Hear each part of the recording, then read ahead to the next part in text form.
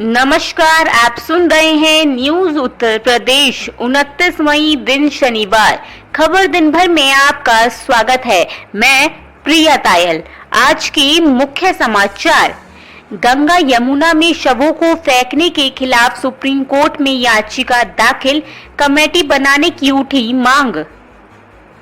सपा सांसद Azam Khan Covid ICU ward में भर्ती, तबीयत बनी हुई है क्रिटिकल। अलीगढ़ में जहरीली शराब पीने से अब तक 30 की मौत, 15 से ज्यादा की हालत नाजुक। हापुड़ के कोविड अस्पताल में इम्यूनिटी बढ़ाने के लिए प्रशासन बांट रहा है मुफ्त काढ़ा। गाजियाबाद में धरने से नाराज इंजीनियर ने राकेश टकैत को दी धमकी, पुलिस ने किया गिरफ्तार। अब खबरें विस्तार से।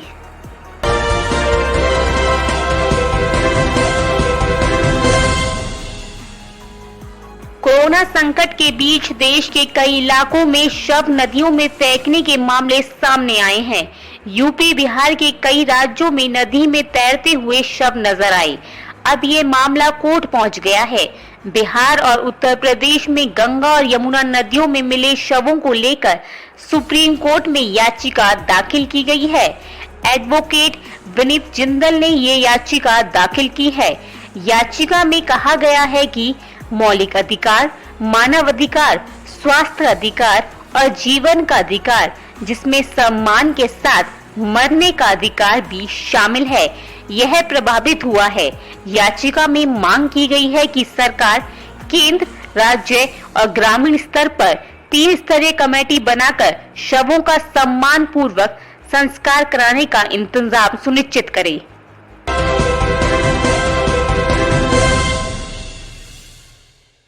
समाजवादी पार्टी के दिग्गज नेता और सांसद आजम खान की तबीयत गंभीर बनी हुई है।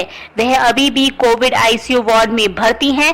मेदांता अस्पताल के मेडिकल डायरेक्टर के मुताबिक उन्हें ऑक्सीजन दी जा रही है। उनके फेफड़ों में फाइब्रोसिस है। आजम खान के बेटे की कोरोना रिपोर्ट नेगेटिव आ चुकी है। सपा नेता को 3 से 5 लीटर ऑक्सीजन पर की जरूरत पड़ रही है। बीते दिनों उनके फेफड़ों में फाइब्रोसिस डिटेक्ट हुआ था, साथ ही लंग्स में कैविटी भी पाई गई थी। यही वजह है कि ऑक्सीजन सपोर्ट को 2 से बढ़ाकर 5 लीटर करना पड़ा। तबीयत क्रिटिकल होने की वजह से उन्हें आईसीयू वार्ड में शिफ्ट करना पड़ा है।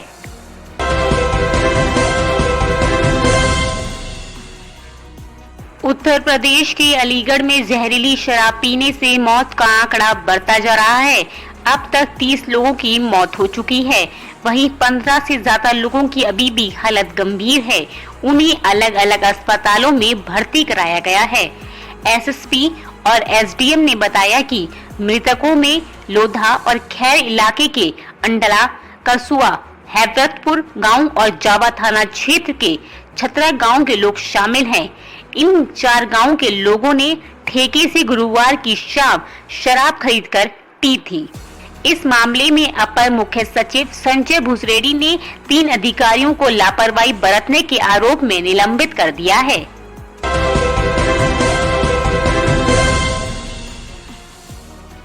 हापुड़ में जिला प्रशासन ने कोरोना संक्रमित मरीजों की जल्द रिकवरी के लिए दवाइयों के साथ साथ आयुर्वेदिक काढ़े के इस्तेमाल पर भी जोर दिया है।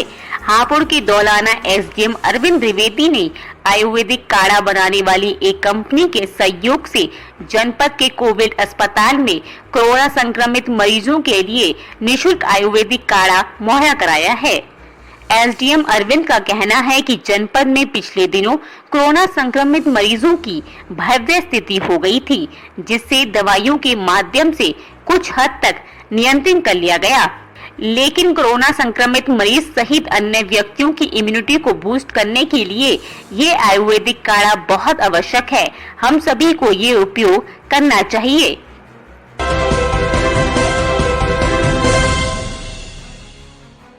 भारतीय किसान यूनियन के नेता राकेश टिकैत को धमकी देने के आरोप में एक शख्स को गाजियाबाद की कौशाम्बी पुलिस ने गिरफ्तार कर लिया है। किसानों के धरने से नाराज चल रहे शख्स ने राकेश टिकैत को धमकी दी थी। आरोपी किसान नेता की बातों से असहमत था। गिरफ्तार आरोपी का नाम जितेंद्र कुमार सिंह है। पेशे से इंजीनियर है। पुलिस आरोपी से सख्ती से पूछताछ कर रही है। आरोपी इंजीनियर से हुई पूछताछ में अब तक किसी भी तरह की कोई बड़ी जानकारी निकलकर सामने नहीं आई है। आरोपी यही कह रहा है कि वह किसान नेता से असहमत है और किसानों के आंदोलन से नाराज था, इसलिए धमकी दी थी। इस बुलेटिन में इतना ही। अगली मुलाकात होगी कल। नमस्कार।